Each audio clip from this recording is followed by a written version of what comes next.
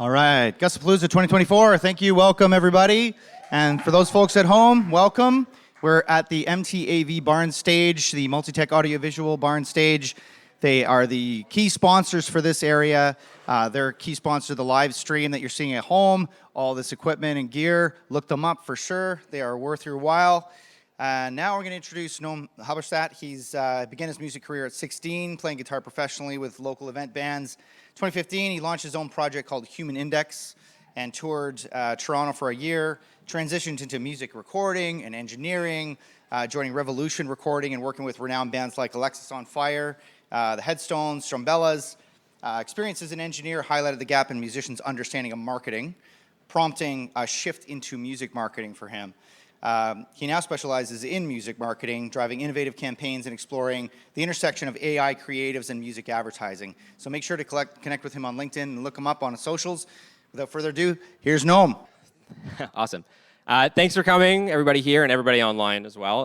This is a super amazing event, and I'm super happy to be talking here. I really just want to kind of dive in. That was a terrific introduction from Kevin, so thank you. What we're going to be talking about today is kind of how, basically our approach to investing within your own releases, the different types of tactics and the different types of things that are available to musicians now, and what works at what level.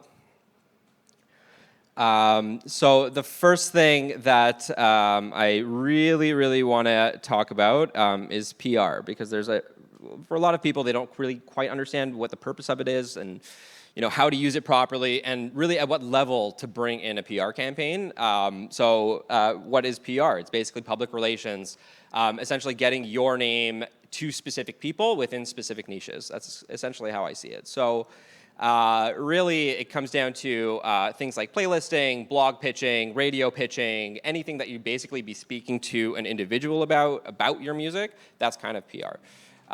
So some of the biggest advantages for PR happen to be, of course, it's because it's a niche, right? Like you want to get your name into a specific blog. And within that blog, you have obviously very specialized readers who will now take this information and act on it. That is typically like the premise of all of this. And it's great. It can lead to some serious exposure, really get you some new listeners, some new follows, and some new streams. That kind of leads to the disadvantages of basically what this all is. And really what it comes down to is the consistent investment of PR, which, can be very difficult for people that are budget conscious, especially, in the indie music scene.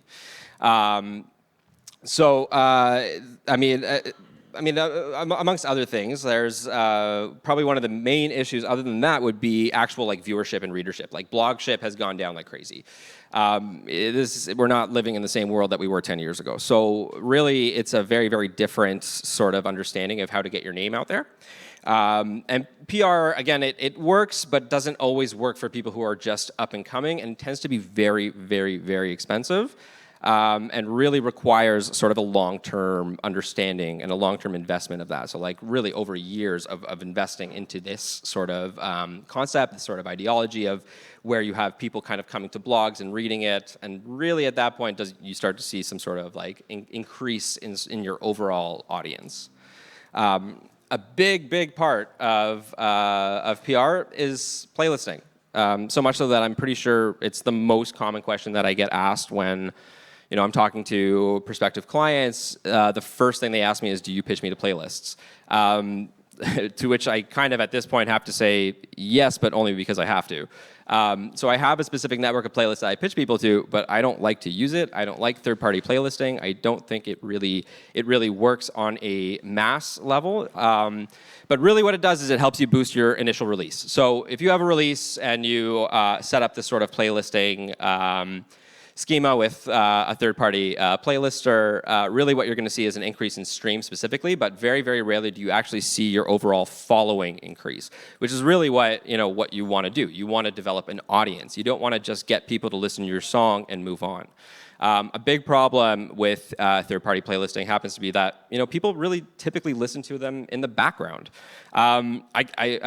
Personally, I don't think I've ever put on a playlist and then actively looked at who was on. I just kind of want it for the vibe, or I want it for the drive that I have, or for the study session that I'm about to go into. It's not an active sort of listening space, and that is kind of like the main issue is that it'll drive that sort of initial boost, like I'm showing here, but ultimately it kind of comes short in that it's not actually offering you a proper. It's not actually offering you a proper following or really a system in which that would grow. It's almost like a blip. And another problem with having that sort of blip is that Spotify is very algorithmic. So to see a blip like that is going to send a signal to the Spotify algorithms that might affect how your release turns out, which could be a problem, or future releases. You kind of want to show Spotify more of a steady incline, not bam, bam, bam. It doesn't quite work out as well that way. And that's generally what we see from that. The other main tactic that we use as opposed to PR is, of course, social media advertising. It's incredibly, incredibly powerful for a lot of reasons.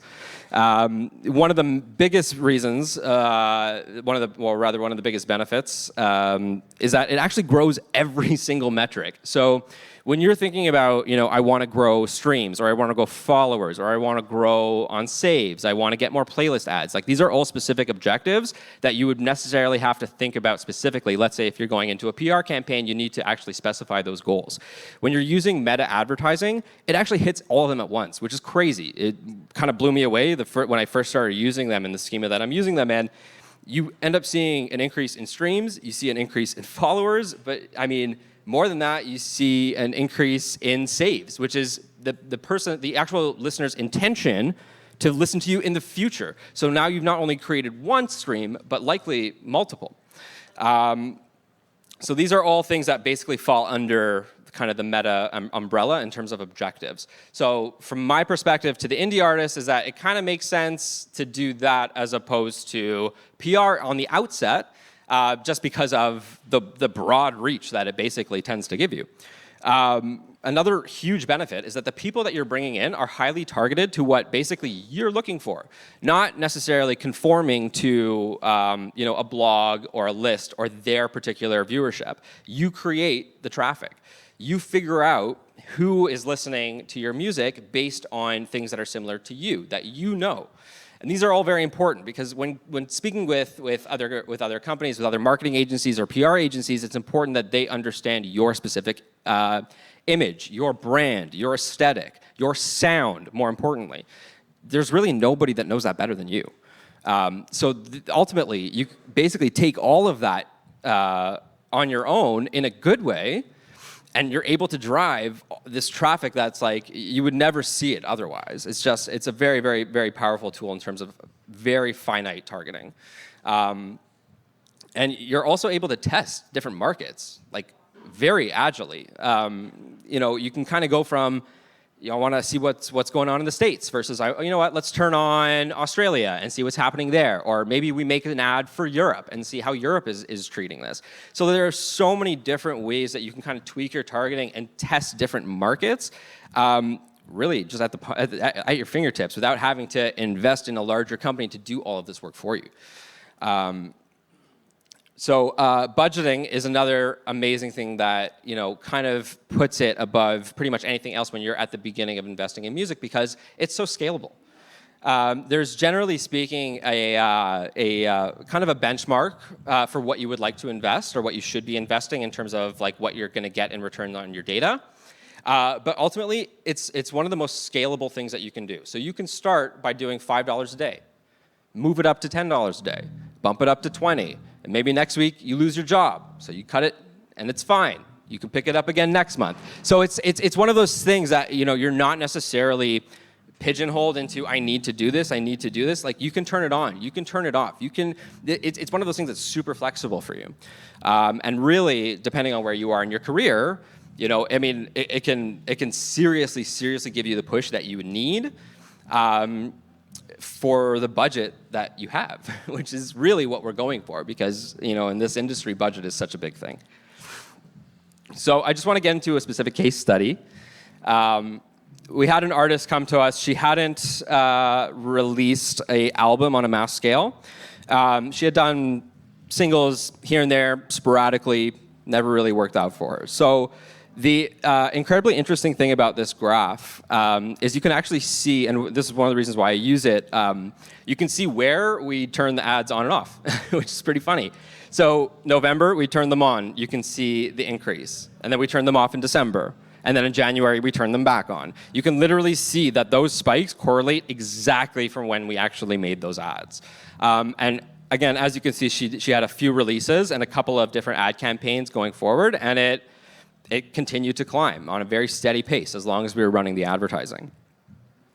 So this was the stream count on her first single that she released. So where you see those sort of massive flood of listens, that kind of came from the ad campaign. And eventually what it did was it triggered the algorithmic playlist, which is another huge benefit from meta advertising. As long as you push enough traffic, the algorithm will pick you up and you'll start going on algorithmic playlists, which is why you're still seeing a steady amount of streams even after we were running those campaigns. And the actual users within those spikes were following, as you could see from the graph earlier, so these aren't like one-off streams. Like these are actual fans that want to listen to her music. Another amazing thing, again, like I was saying, it just kind of all correlates, right? So you can look at this graph, and it's almost exactly the same as the streaming graph, and this is the playlist ads. And they're not third-party playlist ads. These are personal playlists. People who wanted to listen to her music. So again, when you kind of compare these things to the PR world in terms of should I buy playlists? Should I go to a playlisting company and invest money in playlists? Well, I can tell you don't need to, because you're going to be added to playlists if you find the right audience. So I mean, again, like it all kind of works together, right? And another big thing again is saves. It's all kind of the same graph, I know, but it kind of proves the point further. So you get these sort of like saves, and what a save is really the individual's intention to continue to listen to you. Maybe not just once, maybe not just twice, but several times. Like you've created a fan by getting that save. That's essentially what it is. So, I mean, when you compare these things, everything kind of has its own place. And it's not like I'm firmly against certain things. It's just a matter of like when you're starting out and you're trying to drive the most premium traffic, like where you're going to get the most bang for your buck is certainly going to be in a place that you can actually control the outcomes. You can control the testing. You can control the investment at the end of the day, right? So really that, when it comes down to it, when you think about it as an artist, I would definitely be leaning far closer towards meta advertising than large scale investment. But again, this all really depends on where you are specifically. People who are already doing millions of streams may not actually benefit from meta advertising at all. The competition might be too steep, right? But as an independent artist, it's far easier for you to actually rank and control your own audience using this specific tactic. As you grow, things change, right? Let's say you're in Toronto and you want to go break into BC. Well, how are you going to break into a brand new market ice cold? Ads can help, but you want a personal touch. You want some sort of authenticity, and that's really where PR can come and help you. You can find people within that specific niche, within wherever you're going, within the city, then they'll actually be able to connect you with people on the ground. So there are times and places for all of these different things, but again, when it comes to actually figuring out how to build your audience from the bottom up and getting the best bang for your buck with your cash, it will likely be meta advertising. So some of the things that we can do,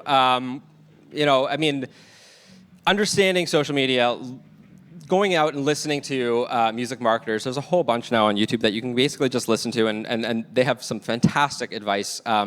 Meta advertising is not the only form of paid advertising. There's Spotify ads as well, TikTok as well. These platforms, while also incredibly powerful, in my experience, and it can be different really for any artist, they can also be incredibly powerful tools just as much as meta. So really the first few steps that I would take as an independent artist is develop a plan, figure out exactly what you want. Are you building an artist? Do you want to just boost your release? Are you, trying to build a following for shows? These are all things that you need to be considering when you're actually trying to, at the outset of all of this. And make sure you're testing. Take that ad budget, chop it up, invest it in different places. You don't always have to necessarily go for one big thing, but even a small test of just a couple of bucks here and there can give you a good indication of where everything is going to go in the future. And then you can kind of double down on whatever is actually working. Okay, and I think that's pretty much all I have, and I'm happy to take questions if that's a thing. Yes, sir. So can I ask a question about format? Because you mentioned, getting into Meta, but what do you see that there's a sweet spot in terms of the format of advertising that would work better? Is it video? Is it stills with carousel ads? Or what yeah, it's a super interesting question. Carousels are very, very finite in terms of what you can accomplish in terms of objectives. But video content, performance content. People want to see you perform. That will do the best, for sure. The problem with that becomes, again, budget. So how do you hire a whole film crew and try to figure it out? There are other options. AI has become a very, very popular alternative to things like that. It tends to work very, very well just because from my theory is that because it's consistently changing, consistently moving, you're immediately drawing the user in and basically getting a click from that. And if they continue to click through, like I send people to a landing page, if they continue to click, so really the expectation is they click 3 or 4 times so that you kind of know, okay, this person is actually interested in my music. So much so that they're clicking through this sort of click thing to get to the end, Mm-hmm. Exactly. Does that make sense in terms of like creatives and agility and all that? Yeah. Yeah, exactly. Do you have a question? Yeah. Yeah, I was curious. I've been told in the past that like 5,000 is... Oh, just for the stream? hi, how do you do? Randall James. I've been told in the past that it's around $5,000 to do a campaign, if you will. You mentioned a budget.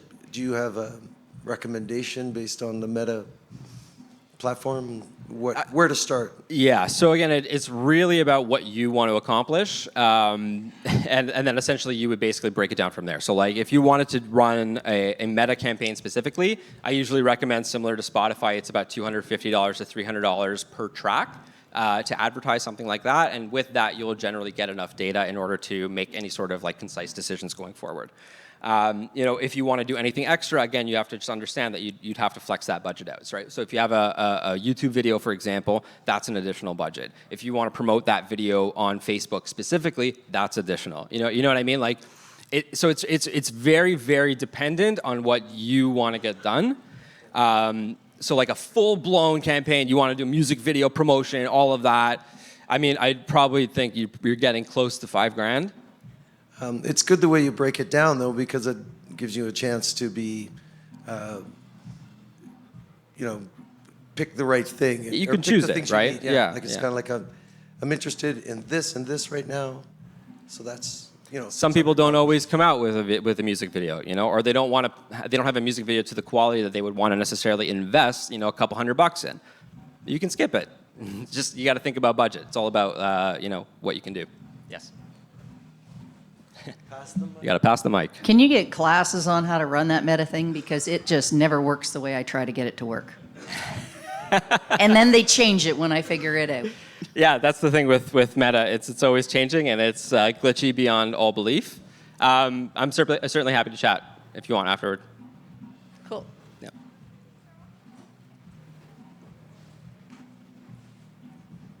Thanks. So do you find there's a sweet spot in terms of release timing for when you have new material to share, when you should be spiking that with advertising? So it's a great question. In general, the way that I like to kind of do it is I like to kind of see what happens organically. So I generally wait a few days just to kind of see what I can do on my own or what the artist can do on their own. And then at that point, let's kick in the ads because ultimately it doesn't matter. And in reality, it doesn't actually matter when you start the ads.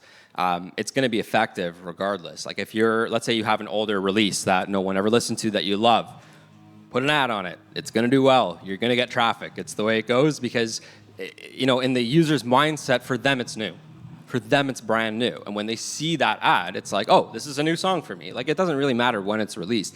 The release tends to matter more for charting, and things like that when you're kind of competing up front. But if you're just developing your artist, your artist base, your audience base, really, it doesn't really matter when you're running the ads. It's let's get traffic to that song, right?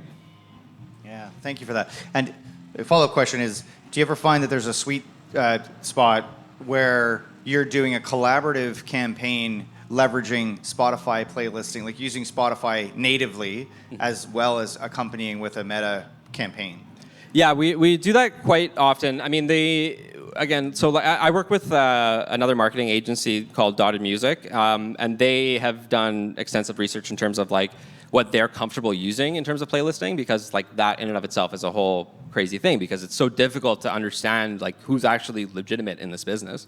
Because the reality is they're not. If you look at the terms and conditions, you're not actually allowed to at all submit yourself to third-party playlisting on Spotify's terms and conditions. But finding out the ones who are actually legitimate are that much more difficult. So like we use what we know to bring in organic streams, but even at that point, it's not necessarily a huge amount. Like we generally see maybe a couple hundred streams from a playlist, or from a couple. If we're lucky, it's 1,000, but it's never usually anything like super, super crazy. Is that because you think, or maybe it's proven that people aren't necessarily deliberately looking for new music on Spotify? They're looking for new music on other social media platforms? Yeah, so we're talking about Spotify native. Like Spotify native is a little bit weird. The last time I used it, it just happened to be more expensive. I mean, the nice thing about it is it does tell you like specifically how many streams you're getting from the ad, which is not something that you get from Meta. But at the same time, I was paying more. And it wasn't necessarily converting as well either, which is another interesting thing. And I just feel like it's potentially the platform itself. So when you're advertising on Instagram, and Instagram is definitely the most engaged platform, like hands down, other than TikTok, but that's a different world. So like people are kind of primed to move on. They're primed to kind of grab something from Instagram, right? As opposed to, Spotify, where they're really kind of meant to just be on the app. And I personally don't see a stronger user flow on Spotify side than on Meta side, but it can work. I'm not saying that it can't. There are people who may perform better on Spotify versus Meta, but I've just found, just on average, Meta ends up being a little bit cheaper and a little bit more effective. Thank you. Any other questions? I got a million. I just don't want to keep asking questions. You can keep going. I don't mind. I wonder if there's a template, like something that starts you off as an independent artist where you can assess them and say, you're at this spot. I know what you need. Because I somewhat understand your audience, et cetera. You need to do the following things. Yeah, there's definitely a lot that goes into that, right? So, digital advertising is also only one side of this whole equation, right? So if you want to break it down now to let's get into the mindset of this startup indie musician, we're taking it to the streets, we're getting in the clubs, we're playing all the time, we're getting in the festivals. It's really two sides of the same coin, right? So if you're what we call working on the grassroots side of things, which is playing consistently and getting your name out there and doing things on the local setting, and then translating all of this also onto the digital side of things, you're going to see significantly more success and you're going to see it faster. So to me, that's kind of like the name of the whole game. So what I do is kind of half of the half of the picture, if that makes sense. I try to keep everything in the digital world aligned and primed, but at the same time, there's this sort of requirement on the artist to actually perform their art. We got to do that. We're artists. That's what we do. So yeah, it's interesting. I don't know if I answered your question with that one, but yeah, I think so, because I think a lot of artists would be interested to know if there's a template that exists for them. And in your experience, I've seen this work so often that I can make these recommendations. Yeah, and that's a good question. can be difficult to assess on the surface level, just because it really does depend on what you're doing and what platforms you're using and where you're at within those platforms, like what your goals are specifically, like how far do you want to take it? Because, I work with artists that, sometimes they have perfectly great day jobs and all they want to do is get their music out to as many people as possible versus, I have artists, indie artist musicians that are from the ground up that really, really want to get, kind of break into the scene and develop their audience and develop all of this stuff. So it's kind of, I would say it's kind of difficult to assess like right up front, but at the same time, there is this sort of like threshold, and I think you can feel it even as an artist, where it's like, okay, things are really moving, things are happening. But in terms of a template, I do feel it's tough. Yeah. Just because all artists are so bloody different. No kidding. Yeah. And that also relates to advertising. Like I've seen, even with the same artists, with each release, we have to choose. Yeah, it can be a slog to kind of figure out where you are. But again, ultimately, I feel like really, unless you're doing like tens of thousands to hundreds of thousands of streams per day, you're in a spot where PR, like basic PR, basic social advertising is going to be incredibly beneficial for your audience development in general. Yeah. That's great. Thank you. Any other questions? Hi.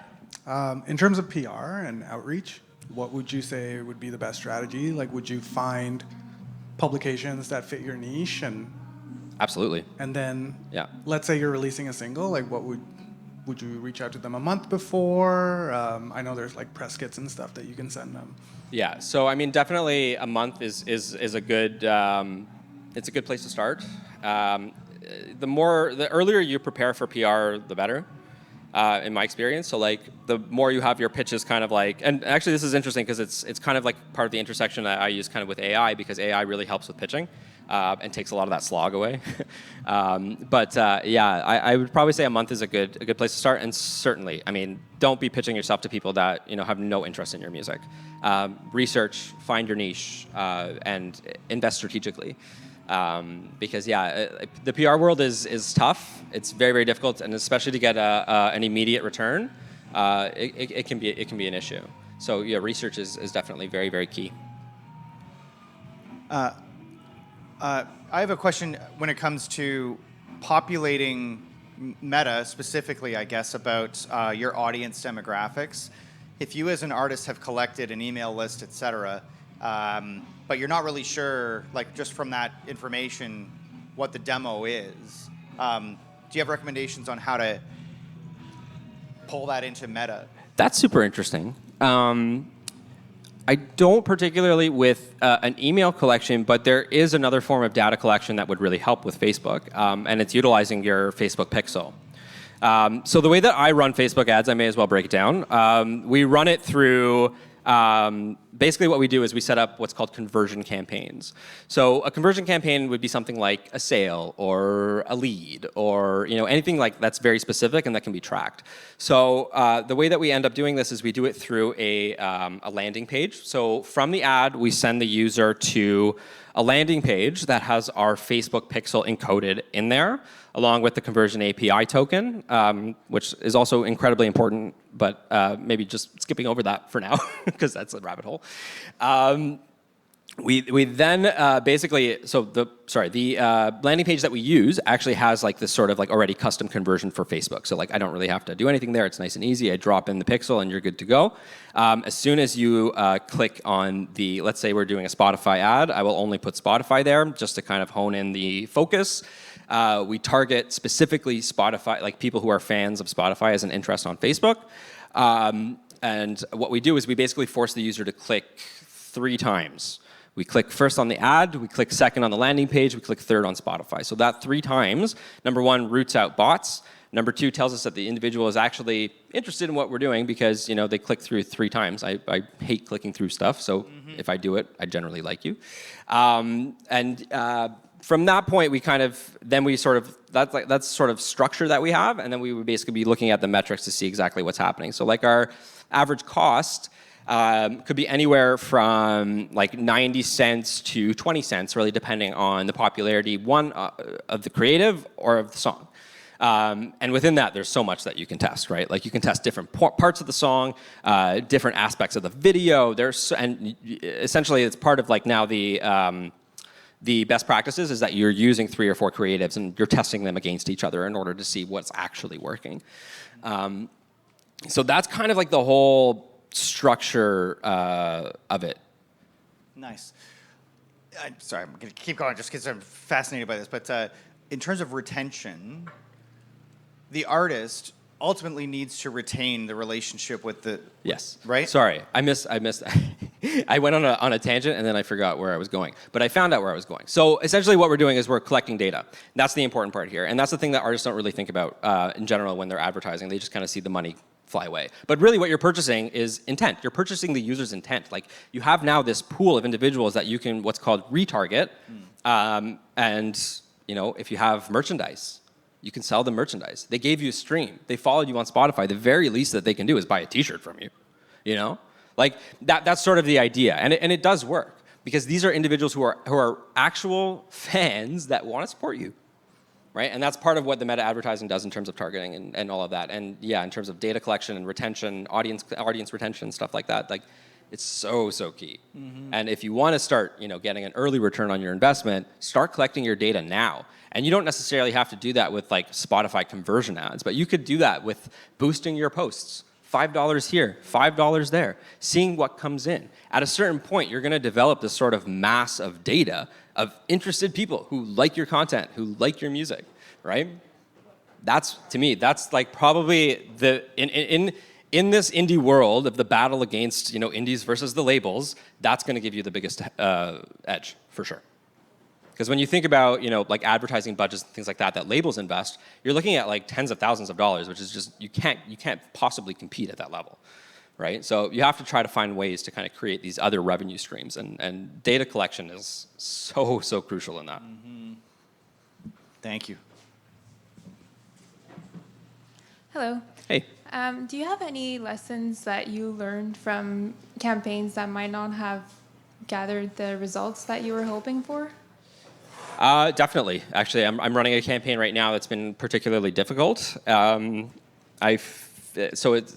give you kind of a primer on what's going on, we have a French artist. He's from France, and he basically plays like kind of classic country, sort of what they call like the Tulsa, Oklahoma feel.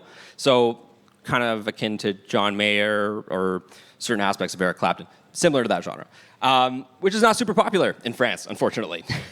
It's more of like a party, you know, sort of vibe. So it's been quite difficult to find the correct audience for him, and we've gone through several stages, and we've seen growth. We're just not happy with the amount of growth we've seen with that particular account.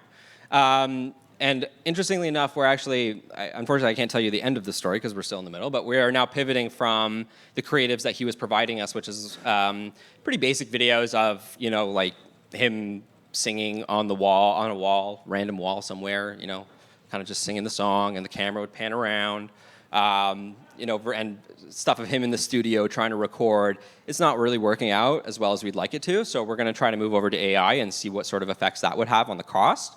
Yeah, there's really what I'm trying to portray with that particular story is that testing is incredibly important. You know, you're not always going to find your audience on the first shot. Sometimes you might not find it on the second. But it's important that you kind of keep testing and keep pushing because there is an audience. You just got to find it. That's all. Thank you. All right. Any other questions?